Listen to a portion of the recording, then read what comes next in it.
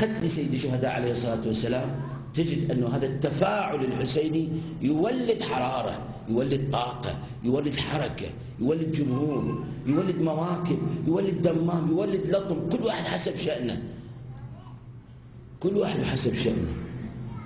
كنت في غرفة النذورات في صحن الإمام الحسين عليه الصلاة والسلام، فرأيت امرأة جدي وقفت على جانب، ثم بعد ذلك قدمت معضدها، معضد ذهب، وأخرى شيء تراجي. سألت الصاحب بالنذورات قلت له شنو الموضوع؟ قال عندنا يوميا عشرات من هذه النسوة عجوزة شابة أنه يأتون الذهب الذي ربما شوف عجوزة تريد هذا الذهب. فمقصودي أن هذه المجالس إنما من ورائها إحياء ذكر الإمام الحسين عليه الصلاة والسلام بكل ما لكلمة الإحياء من معنى، من مصداقية، موضوعية، لابد نحيي.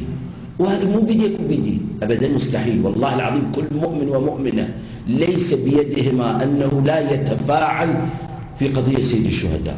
وشوف كل يوم عندما نقترب إلى يوم العاشر من محرم هذه الحرارة تكثر، هذا النشاط يكثر الحسيني، هذه الطبخة تكثر، هذا الدواء يكثر. ليش؟ أكو السر ما أدري. سبحانه وتعالى جعل الإمام الحسين سر الوجود، سر الخلق، كما أن جده سر الخلق، أبوه سر الخلق، أمه سر الخلق، كل هؤلاء أسرار الخلق.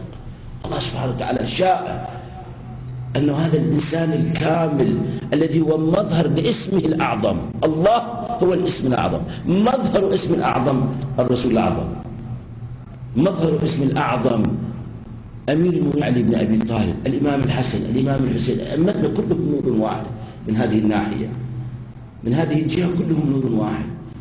فلذا يمتاز الإمام الحسين في هذا النور الواحد، يختص بهذا النور الواحد الإلهي، إنما يختص لقدره حرارة في قلوب المؤمنين، وهذه الحرارة لن تبرد أبدا.